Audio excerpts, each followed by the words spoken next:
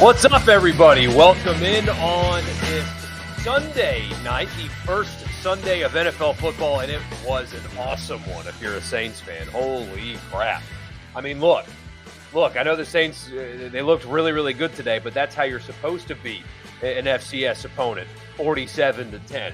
What a game that was. But we're not here to talk about that. We're here to talk about Ole Miss football and the chaos weekend that was in college football. I mean, it was just... You know, and I tweeted this morning, for all the talk about how the sport is ruined and blah, blah, blah, blah, blah, right? It's terrible. The portal and NIL has made only a small handful of programs great, and everybody else is going to be bad, and this is all terrible. College football looks, feels, and acts the exact same that it always has. We had chaos. We're going to talk about it. But I've got a few final thoughts for you from Ole Miss's win, just things that I've been thinking about throughout the day. As we transition into week 3 for Ole Miss. And the competition level definitely increases this week. Now, it's still not good, but I don't necessarily think that this is a true preseason game the way the first two were.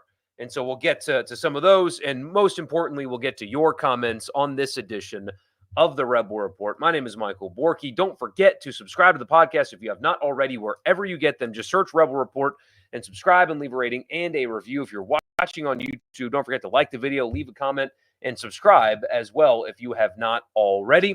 And this edition, and every edition of the Rebel Report, is presented by the Gregory Law Firm. If you have been personally injured, or you may have like a small business where you need some legal advice or a contract dispute, I know the person for you, the best person in Mississippi. He's located in Saltillo, but he can service you everywhere in this state. DJ Gregory of the Gregory Law Firm. He's got you covered for all of your personal injury, small business, legal situations that you may need legal advice for or whatever, or contract disputes. Here's the phone number. You may not need him today, but that day may come that you will, and you don't want to be left not knowing who to call. DJ Gregory, Gregory Law Firm, 662 397-9799,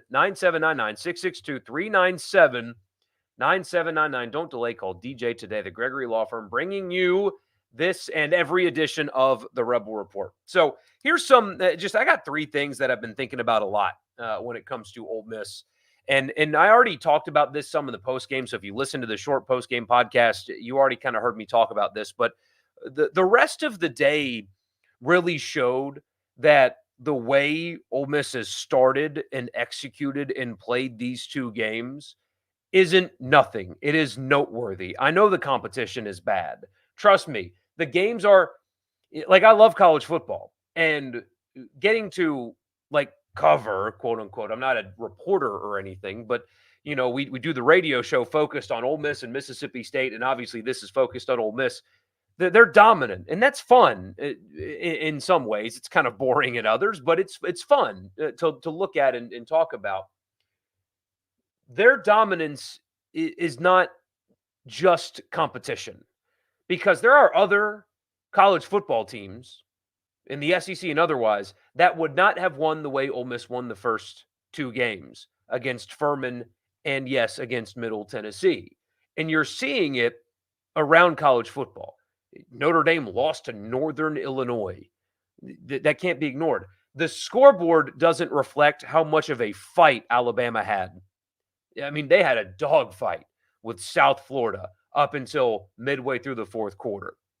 You have Oregon. Now, I know Boise State is much better than Middle Tennessee, but 2 weeks in a row, Oregon, who is a national title contender according to most people, myself included, struggle with Idaho and struggle with Boise State. You see Penn State at home, Bowling Green, forced them to play all 4 quarters and had them in a fight all the way through the 4th quarter. And yes, the teams are different and all that. Maybe Furman and Middle Tennessee are just so much worse than all the others. I don't necessarily think that that's the case. I think that it is noteworthy, more than noteworthy, the way that Ole Miss is prepared to play, even though the opponent in like the game itself is kind of sleepy. It would be very easy for a bunch of 19 to 22-year-olds to lose focus in preparation and during the game when it's Furman and Middle Tennessee. It would be very easy for them to do. But the fact that they have not done that is not nothing. It means they are well prepared. It means they are very well coached. It means the team is locked in mentally. And you look around college football and you're not getting the same results and the same action or whatever adjective you want to use from some of the best teams in college football. Texas has been like this. Georgia has been like this. Ohio State got off to a slow start, but they've been dominant as well. Ole Miss, Tennessee. I mean, there's a handful of teams that have been like this, but not everybody. And it means something. They are locked in mentally. That they are locked in from a coaching staff perspective. They are very well prepared to play in games that you've seen in the past, both for Ole Miss and others, that they're not prepared for and they struggle with. Not this team. And I think that is that's really significant.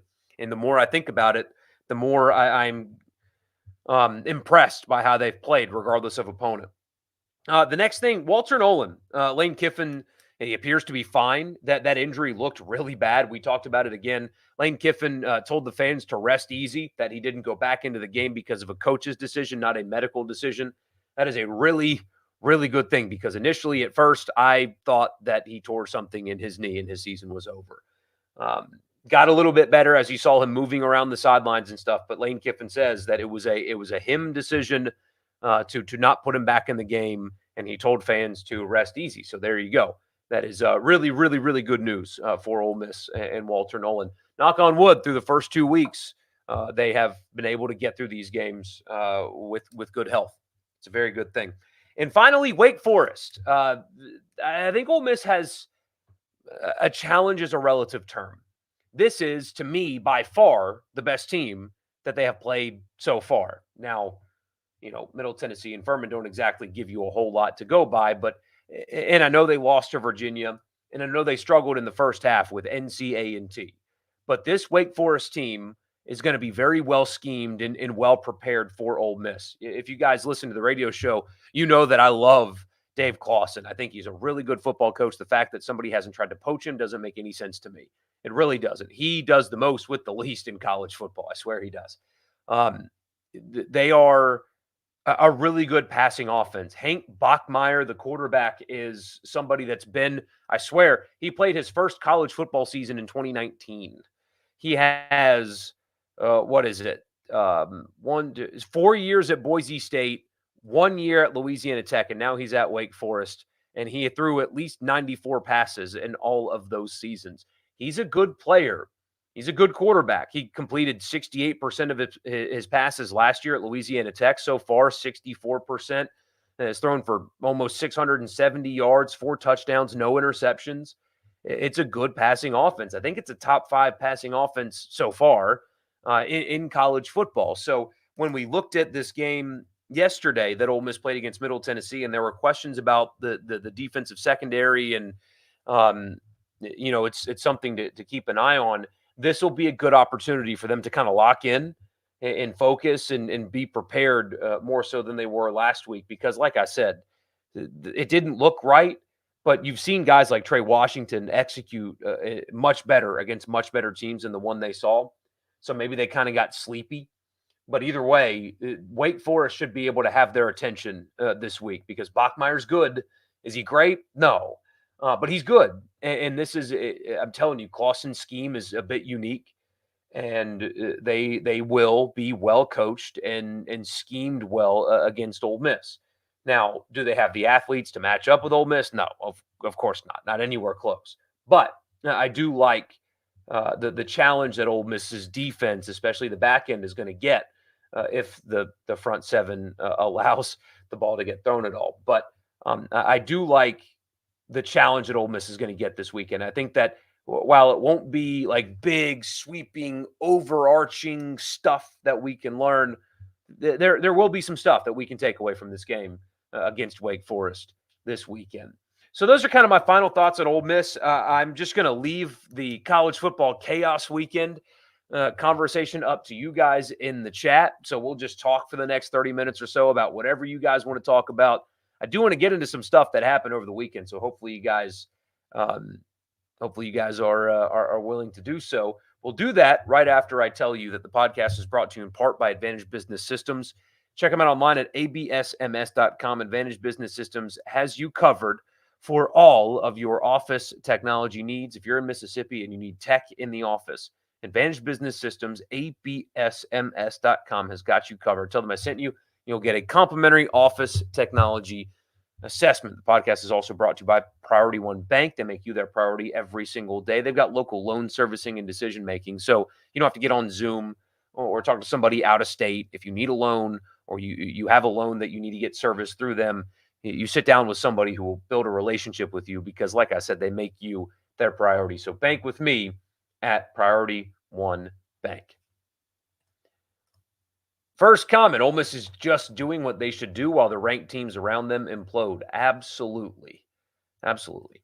Remember, if you're on time, you're late. Well, no, because when it comes to doing shows, on time is on time. I even submitted the stream to the software 6 minutes early tonight. So I was on top of my game today. We did bath time and bedtime. I even read a long bedtime story. I mean, it was a good one too. In plenty of time to get here before 8 o'clock. I was proud of myself. It only took 1 week for the Notre Dame playoff talk to end. Marcus Freeman does not seem like a very good coach. Thankful we don't have to see a waste of a playoff spot. I am very thankful for that because last week I was worried that you were going to get Notre Dame to be the best team in the quote-unquote ACC. I know they're not in the ACC, but half their schedule is ACC teams. And I was worried that you were going to have one of the best teams in college football after that win in College Station be a 5 seed and not get a bye. They are sure as hell not one of the best teams in college football, despite what they looked like last week. That was bizarre. Northern Illinois' coach, that post-game interview, if you haven't seen it, I tweeted it. It is awesome. What a great dude. Played at Northern Illinois, met his wife there, went back to his alma mater to take over and wins a game like that and was so rightfully emotional. That's the kind of stuff. That's what I was talking about when I tweeted this morning. This idea that the portal and NIL was going to ruin stuff like this was always a fallacy. It was never going to work like that. There are only so many spots to go around. And Northern Illinois lined up and went to South Bend and just beat Notre Dame. And like their coach said, they didn't need luck. They just won. They just won the football game. College football is still absolutely intact. And thankful for Notre Dame because they're not winning their next 10 games. So that's all good. That spot is good. No way, shape, or form should Alabama not have dropped in the polls. They, for 3.5 quarters, looked like garbage, just absolute garbage. And then they covered the spread. But yes, they looked really, really bad. And look out, Southern Miss this weekend. USF is in Hattiesburg this weekend. So if they play like that, then look out, Golden Eagles, because I was very impressed with the USF and Alex Golesh. I think he's going to be a star soon. Good weekend for these Saints and Ole Miss fans. What a day that was. Which one of you were in here? No, never mind. It was a radio audience texter said that he was told us he was getting up early and he secured club level seats, and I need to see how his day went today. Typical Hugh Freeze, but in week 2 to Cal, he is in deep trouble going forward at Auburn. I bet he doesn't make it past year 3. Auburn now improves to 18-23 since firing Gus. Shout out to Cade Smith for this stat. In 5 years, so this is year 5 for Lane Kiffin at Ole Miss. And one of those years was the COVID year, where it was SEC only. He has lost 5 home games. This is the first game in Hugh Freeze's second season, and he has lost 5 home games at Auburn. I think that the take that I tweeted was an accurate one. I think Hugh Freeze is more Jimbo Fisher than he is Steve Sarkisian or Lane Kiffin or Josh Heupel. I mean, the proof is on the field. Jimbo Fisher was once great. Jimbo Fisher won a national championship. He was once considered a great offensive mind, a quarterback developer. He was all of those things. But then the game evolved and he didn't. Hugh Freeze is Jimbo Fisher without a championship, without those real high-level accolades. What if he's not the best play caller in college football, as ESPN wrote a bunch? What if he's not this quarterback guru, like some people try to claim that he is, even though all of his best quarterbacks he either underachieved with them or they were older transfers. But maybe he's not those things anymore. Maybe he's Jimbo Fisher. But the high school receivers, look at how great the high school receivers are. That's fine. This is the SEC. Everybody gets great high school players. You have to be able to scheme them to wins. Didn't develop, Peyton Thorne did not get any better at all. And like I said to you guys back in April, when Hugh Freeze said he just can't bring himself to spend $1 million on a quarterback, and when Brian Kelly talked about how we're not going to go buy players, remember what I said? I said, this is what fans love to hear in April. They love to hear that crap in April. And then I swear, I mean, you can go back and listen. I said, then let Peyton Thorne throw a couple of interceptions and lose to Cal. Should have spent the $1 million on a quarterback. Hugh Freeze is Jimbo Fisher, a poor man's version of Jimbo Fisher. Once really had something. That was 10 years ago. Game has passed him by. A lot of empty seats, by the way, in Jordan-Hare. That was not full. It was not full at all. But hey, those high school wide receivers. Kiffin is outwardly upset with the fans leaving early. Yeah, that's his shtick. It's what he does. I think it's out of touch, personally.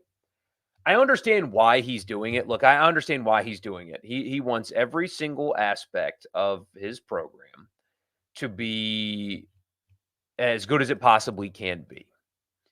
And would it be great if the fans stayed for entire games that are completely and totally not in doubt in any way, shape, or form from the second the ball kicks off? That would be great. That is not reality. There is not a single stadium, not one, in college football that stays full through 4 quarters of a 50-point game. Not one. It's not an Ole Miss problem. It is a fact of life. And so what bothers me about the way he does that is he talks about it like it's unique to you guys. And it's not. Not a single stadium in all of college football stays full in 50-point games against Middle Tennessee. So I understand the motivation to try to keep that energy in your stadium. I get it. I truly do. But he's out of touch. Both things can be true at the same time. Understand what he's trying to do. He's out of touch. Offense is great. Run defense is great. Pass defense could use work. We'll see a little bit. We'll get a good look into that this weekend for Ole Miss. You knew Notre Dame was horrible, but didn't know they were that bad. Come on, tell the truth. There's no way that you thought after last week Notre Dame was horrible. There's no way you thought that they were horrible after last week. Just turns out that their defense is borderline elite, and they can't score on Madison Central High School. Still don't think that South Carolina is that good. Me either. And wow, Kentucky was about as bad as it gets. Wonder if there's any animosity building in Lexington with Mark Stoops. That could spiral fast. Remember, he took the Texas A&M job until they pulled the rug out from under him. And while Lane Kiffin complains about fans leaving early, which I get, and they did, the Stoops thing with complaining about NIL at Kentucky when they have enough money to not look like that, that's going to wear a lot thinner, a whole lot thinner than complaining about fans leaving early. Because the way Kentucky played on Saturday has nothing to do with lack of funds. It doesn't. Offensive line's a train wreck, an absolute train wreck at Kentucky. There's a reason, I guess we've learned that Vandergrift never played at Georgia, and it wasn't necessarily because the guys in front of him. They're in a bad way right now. But I'm with you. I think that LSU is going to beat South Carolina this weekend. I expect that to be a really high scoring game. LSU already in bad shape on that side of the ball, and then they lose their best defensive lineman. But um, I mean, Kentucky's going to get beat by half 100 this weekend, aren't they? Ooh, not good. O-line personnel back this week. Let's go. I'm really excited to see Jerquan Scott play. If anything that has been said about him during camp is true, then Ole Miss is getting really good on the interior of the offensive line with him returning. That game for Ole Miss at South Carolina is going to be extremely hostile now. Yeah, that was a big win for them until they lose to LSU this week. But if they don't, that place will be a zoo. It still might be one, but it's definitely going to be one if they pull off a win this weekend, which, by the way, tells you everything you need to know about the slate of games this weekend when that's what College Game Day is going to. There's one ranked matchup this weekend, and it's Missouri and Boston College. Not a good slate, but it's college football. Chaos always happens. Notre Dame has no passing game, none at all. Lost the first leg of your parlay bet with me, so I guess we'll never have a curtain rod. The curtain rod, never gonna happen. I tell you guys all the time, I do have one for in here. I'm not gonna use it.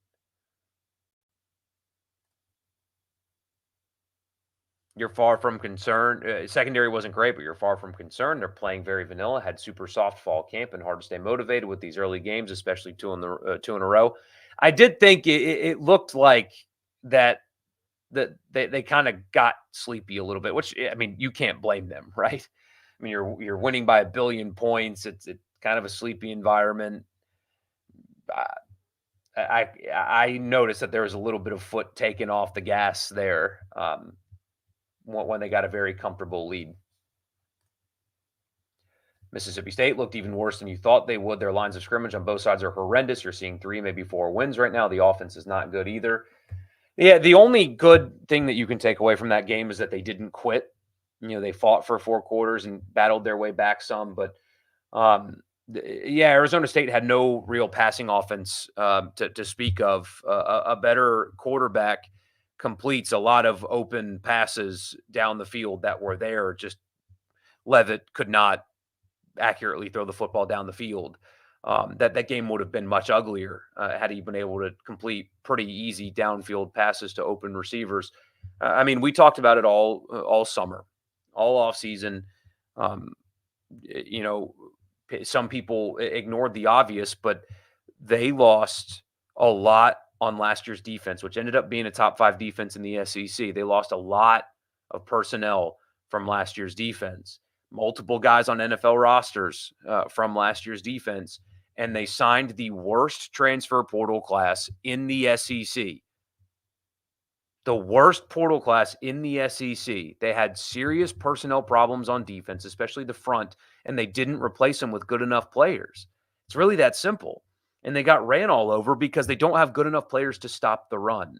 And protection is an issue on the offensive line. I like their receivers. They've got good ones. I think that they did a good job evaluating receivers there. And at times, they were able to scheme guys open and had some explosive plays on offense, but they're bad up front on defense. They're bad up front on defense, and they're certainly not good up front on offense. And defensively, nobody should have been surprised by that. Not a single person. Arizona State had no threat to throw the football whatsoever and ran for approaching 400 yards. That is not a fluke. It's not that is what they will be. And man, that Florida game becomes really interesting in 2 weeks because Lagway looks like the real deal. Looks like the real deal. I know it's Samford, but he's a 5-star plus for a reason, and you can see that he's a 5-star plus. Dude's good. Going to be good. Playing for somebody else next year, but he's going to be good.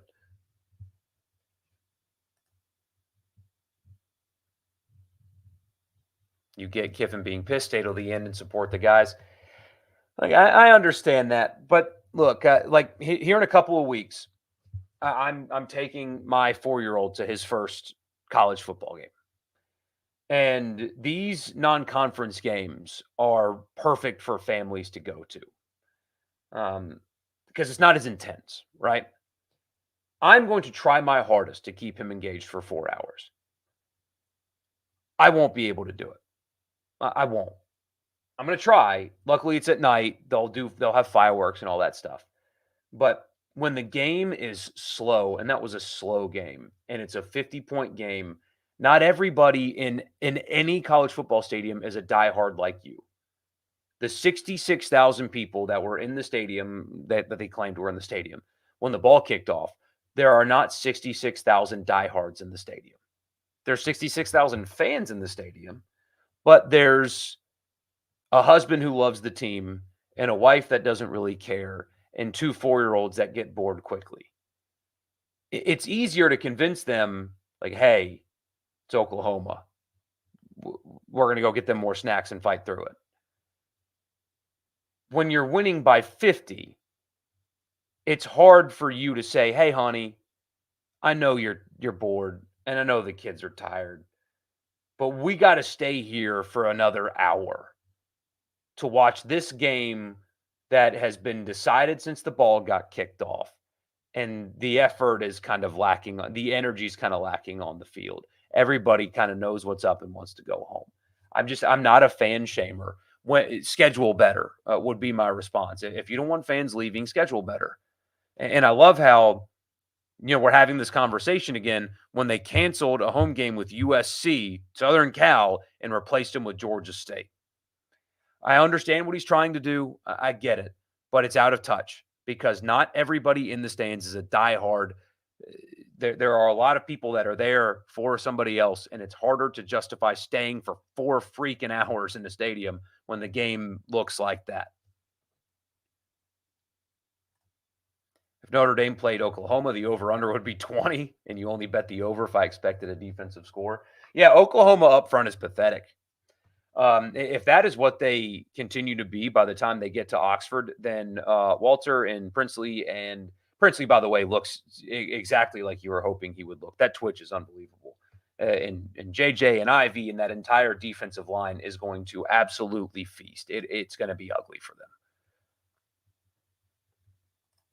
LSU looks so checked out. We take anything away from that lackluster showing. The Brian Kelly concern is growing a little bit. They're not good enough. They're not good enough. Baker's going to be good there. They're going to get players. They don't have them right now. That they're not good enough. I think it's really that simple. I think that they don't have the personnel to stop many people. And that's another conversation that we talked about this offseason. Yes, they made a good coordinator hire, but they didn't do a good enough job in the transfer portal. They had bad personnel, and they didn't add good enough players to supplement their losses because Brian Kelly wanted to tell you that we don't buy players at LSU, which is just so funny. They tried and they failed. They don't have good enough personnel. It's just an extension of what we saw last week. Attaboy, Ron. I bet you had an awesome weekend. Glad you're here. Oklahoma's fraud, or is a fraud, are frauds. What a disaster their offense is. They got losses coming. They got lots of losses coming. Let's see what's headed their way. Hell, they got Tulane this weekend. I'm not saying, I'm just saying Tulane got screwed out of a win over a ranked Kansas State team. Completely screwed. I mean, just a phantom offensive pass interference call. Just completely screwed. I wouldn't say it ain't happening. God, they got Tennessee. They got to go to Auburn, which I know Auburn looked like crap, but still. Texas, at Ole Miss, at Missouri, Alabama, LSU. Good Lord. If USF's offense was a little bit more effective, today could have been a rough one in Tuscaloosa. And it would have been a hilarious one for everybody else, I think. You guys would have had a field day reading their message boards. But if you hear one more person list Milroe as a Heisman favorite, you're going to scream, way overhyped. Yep. Their offensive line is suspect. They got kind of bullied on Saturday night, didn't they? Tuscaloosa's in shambles, even with sweating it out and getting that win in the last minutes of the game. Bama fans are not used to that against a team like USF, which is funny because they basically played that identical game against a team literally called USF last season. But your point's a good one. The FBS isn't feared by the FCS anymore because of the NIL. I think it's great for football. So can we stop talking about competition because we are seeing the FCS knock off the big boys? I think what you're meaning is the Power Four and the Group of Five, because we haven't really had. I mean, we've had a couple of FCS upsets, but not many. But still, you're exactly right. I mean, the college football has not changed. The competition level has not changed. It's still this. It's the exact same. We know that what is actually the case at Auburn is that they couldn't get anyone out of the portal to replace Thorne at quarterback. That is absolutely the truth. That's why Thorne's there in the first place, because they got said no to a bunch. Was happy to see a full stadium yesterday. It's a great crowd when the game kicked off. I think that's all you can ask for. That's just my opinion, though. We thinking Parrish is the clear-cut number one? Yeah, Lane had an interesting quote about that, talking about how, it's not anything that Bentley did. It's just did wrong. It's just what Parrish has been doing right. I mean, the results are, just kind of like, just look. Why did Parrish get so many carries? That's why. Well, look at what he did. What time is Ole Miss playing? I believe that's a 5:30 kickoff. Here, I'll double check for you. That's the CW game, which you have it. 5:30 on the CW. The reviews on the CW's broadcasting of college football has actually been good. Like, they're getting some good reviews about, announcers and production quality and stuff like that. So if you don't know if you have it, the answer is probably that you have it. It is very widely available. Texas State with a curb stomping over rival UTSA. G.J. Kinney looks to be a rising young coach. If things keep going bad in Waco, could be a solid hire for them, given his Texas ties. G.J. Kinney was, depending on who you believe, at least some candidate at Mississippi State as well. He'll get a big job soon. What do I make of Dart's disappointment in himself over the consecutive completions? He's a gamer. He's a competitor. That just shows you how locked in they all are. I mean, the way they start games is an example of how locked in they are. But something like that. I mean, he had a record-breaking day, but it wasn't record-breaking enough, and he was mad at himself about it. That's a competitor. That's all that is. There's nothing more to read into it than that. You'd lay the points with Ole Miss again. Wake choked a brutal game at home to Virginia. Yeah, I think that Ole Miss will win this game comfortably, but with a little bit more early discomfort because of, again, the aforementioned. I think that they're schemed well and coached well, but Ole Miss is better than them in every facet of personnel and whatnot. So far, Parrish looks the role. He does. I mean, there is no reason to think that he should get fewer carries right now.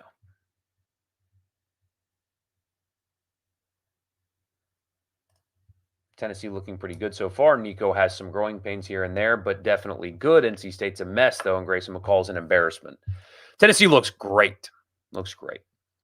What is up with the ads? 3 through 13 minutes? Oh, that should not happen. Let me try to adjust this on the fly. That is too many. That is on YouTube's end, and there's a setting actually that I can that I do trigger to avoid that, and I guess sometimes the algorithm or whatever screws up. So here, what I will do. Sorry about that. That's too many. I mean, what is that? One every 4 minutes? That's not right. So let's try this again.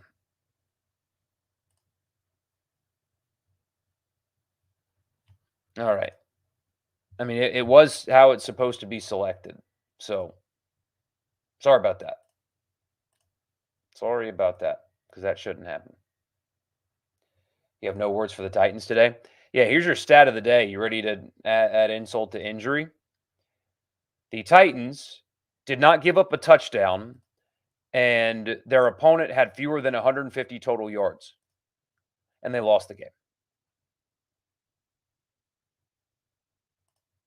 They lost the game. Yeah. Freeze's Andy Kennedy went enough to get fans a little excited, but that's about it. The difference is Hugh Freeze has resources that Andy Kennedy has never had.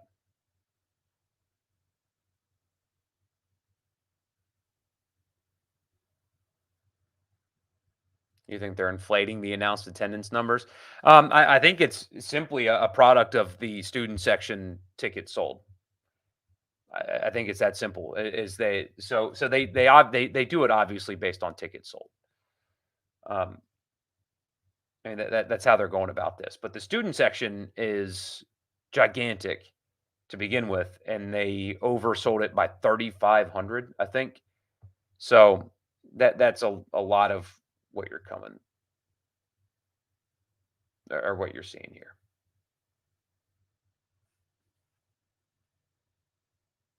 Georgia Southern crowd will be great. I agree because the weather by then should be awesome. It's a night game. Primetime is a great recruiter, not a great coach. He's average at best. He's not even average, but he's not a great recruiter because he doesn't go recruit. I mean, openly admits to have never gone on a recruiting visit away from his campus. Has not done that yet. That's not doing it differently. That's laziness. That's not giving a you know what. They are so incredibly easy to not like, and they completely bring it on themselves. There is no they do it to themselves. It has nothing to do with anything other than their own behavior and actions. That's why the college football world hates them. It's because they weren't even born on third base, you know? As a program, they had nothing, right? Ryan Day's Ohio State, he was born on third base when he took that job. Deion Sanders did not take over a great situation. So they were born on first base after a intentional walk and think they hit a game-winning home run in the bottom of the ninth. It's their actions and behavior dictate why they are so heavily disliked. And they're not good enough to back it up. Who called plays for Auburn versus Cal? We talked about it this offseason. You can't make that excuse anymore. He took that arrow out of his own quiver because he's calling the plays now.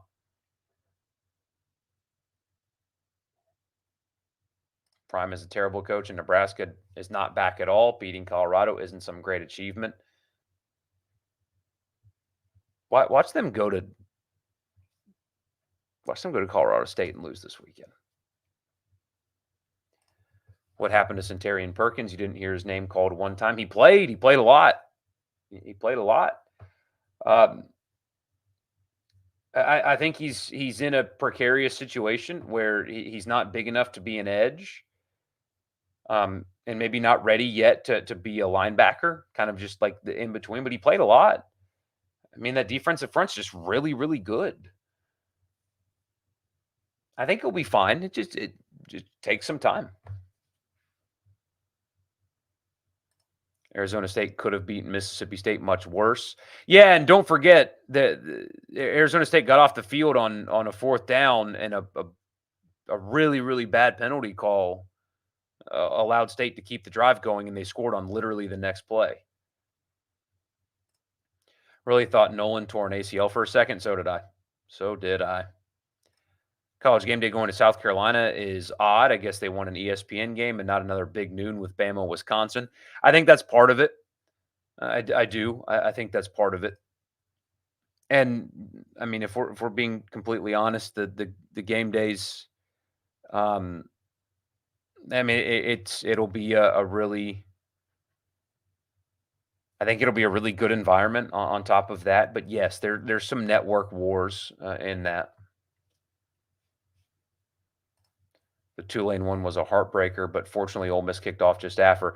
Rebecca, if you were there, because I obviously, we've talked about you being a student. I don't like what's the mood down there? I mean, that was it was a Big 12 crew that did it too. In no way, shape, or form was that a penalty. Tulane got screwed out of that touchdown, the tying touchdown. It was awful, just absolutely awful.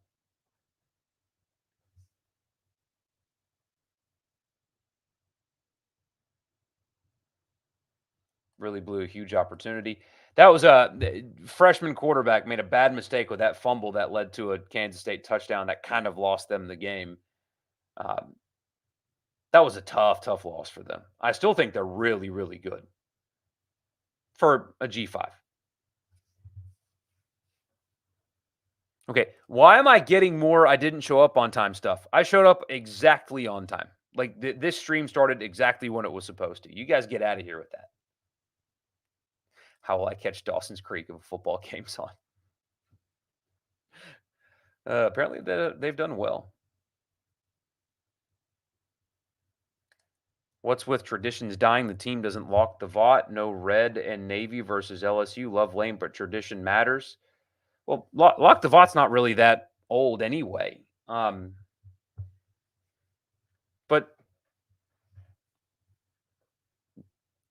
here's what I'll say, because I agree with what you're saying. I do think tradition matters. Like Florida State's football, their 0-2 football team taking a vote to stop playing the war chain on third down, I would tell them to kick rocks. You're an employee essentially now. Win football games, then maybe you can vote on stuff like that. But I mean, the uniform matchup that they had with LSU last year, one, was visually stunning, and two, the powder blue color is deeply, deeply rooted in the history of Ole Miss football. It's not like they just decided, hey, here's this new color we're going to try. Powder blue is, I mean, it's part of Ole Miss football lore. The two most important figures to the program wore powder blue. Manning wore powder blue. Mullins wore powder blue. I mean, it's and the story behind it is like so perfectly college football that's one of those things where not only do I don't think that's taking away tradition, I think that is expanding the emphasis on what is a really cool tradition associated with Ole Miss football.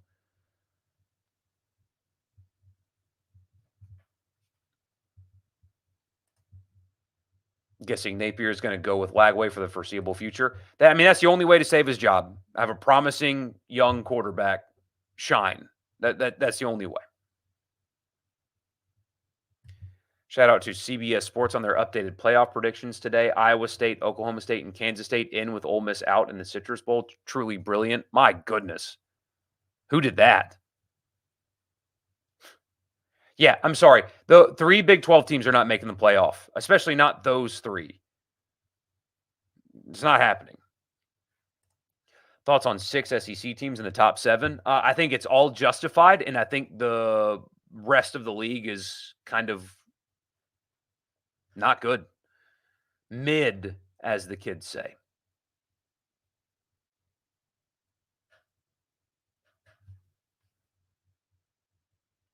Unfortunate the United States national team had their first loss on home soil to the Canadians in 67 years, even if we were missing a lot. Yeah, I saw a lot of people. I just, when you're in a transition period between one coach and the next, and the new coach has not taken over yet, I could not possibly bring myself to worry about the result, especially missing a lot of guys in a match like that when the new coach has yet to start coaching for the Federation. I don't know. I'm just, I was not at all fazed by that. I'm just really looking forward to seeing them after they can, implement a system and start working for him.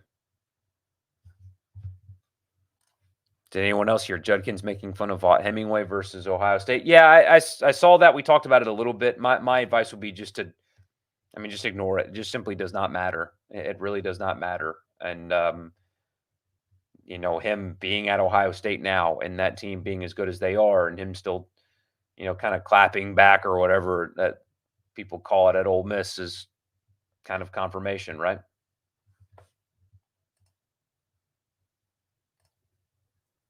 Prime's the front man, should have been in a rock and roll band, just uses his name and fame, and that's it. If he did recruit and humble himself and learn, he could be a decent coach, but that will never happen. He could be a great coach.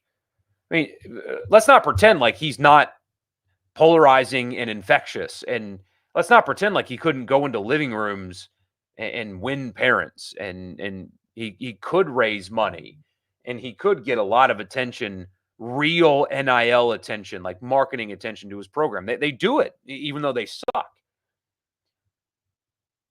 But very clearly, he does not put in the work that it requires to be a successful college football coach. When you are not making a single recruiting visit, you're not doing what's necessary. You're not putting in the work. It's obvious. The articles about players that they ran off, you didn't even know what their names were. It just is not grinding the way you need to win in college football. He's a marketer who just wanted to showcase Shedeur. Wouldn't be surprised by that. Thoughts on Memphis opening as a 3-point dog at Florida State? Man, I thought Florida State was going to bounce back against Boston College. So if I say it again, you know what to do. This is Memphis's opportunity, though. Tulane had their chance and they blew it. Here's Memphis's chance to solidify their resume to be that group of 5 team that makes the playoff.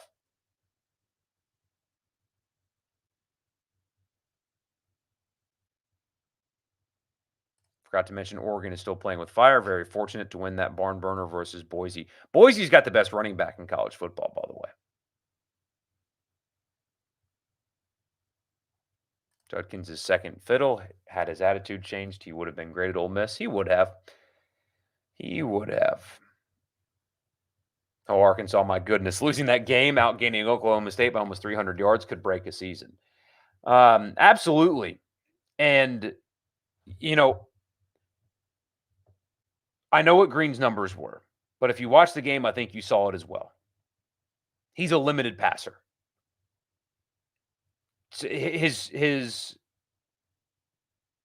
Okay. He is not a consistent passer. Far too often did he miss really high or he would get bailed out by receivers making unbelievable plays. He's not consistent enough throwing the football. If you can force him to beat you with his arm, he eventually will not do it. But Arkansas played a perfect half of football in the first half, a perfect half of football. In the second half, they had stupid penalties. They had mental mistakes. They were sloppy. They turned the football over. It was hard to watch. They tried every way imaginable to give that game away, and yeah, it could break a season. I mean, let's see what they got. It's UAB this weekend. They'll win. UAB's bad.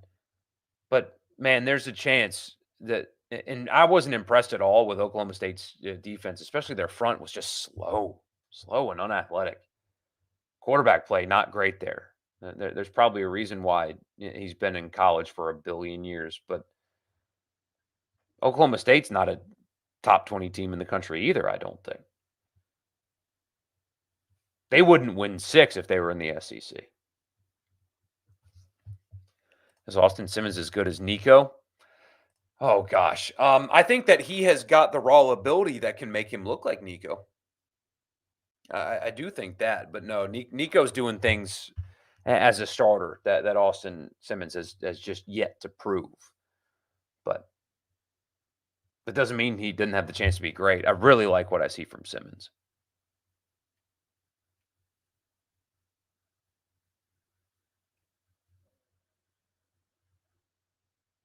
Does the dunking after big plays worry anyone else? We've talked about it a little bit on here. Yeah, it makes me cringe every time. Every single time. You're fine with wearing powder at home versus LSU and then red on the road. I'm cool with that.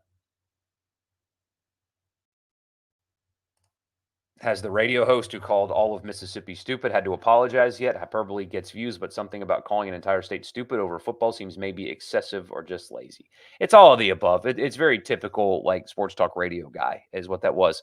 I don't know if he did. I muted the notifications on that because it just kind of went nuts. I know that he apologized to Logan Cook, the Jags punter who does spots on that station, who's from Mississippi and played at Mississippi State. Whoops. But yeah, that, and I usually don't engage with stuff like that, but it was just so remarkably stupid. The argument is a stupid one. The state of Florida is not stupid. A lot of wonderful people in the state of Florida.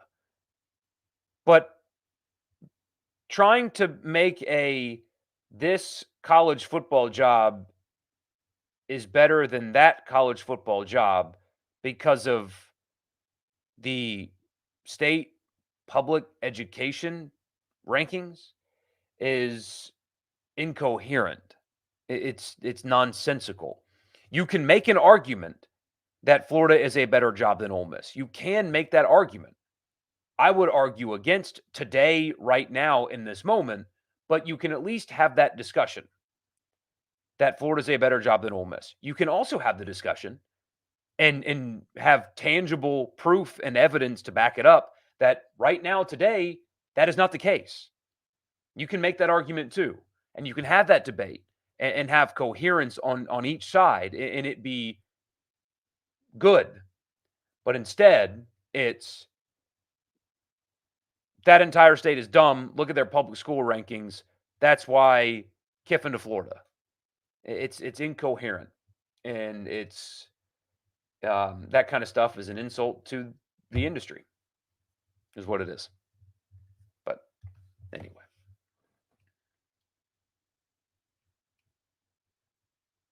For Tennessee is now saying they'd wax Ole Miss by 21 plus if they played. Don't worry about what Tennessee fans say.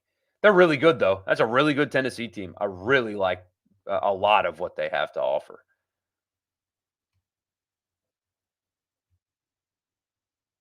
You don't use math to make people feel stupid, except for engineers who need to be put in their place. But put me in a room with that radio host. Exactly. I mean, that's the thing. It's just there are so many ways to argue that point without going down that road. And choosing to go down that road displays an incredible lack of self-awareness.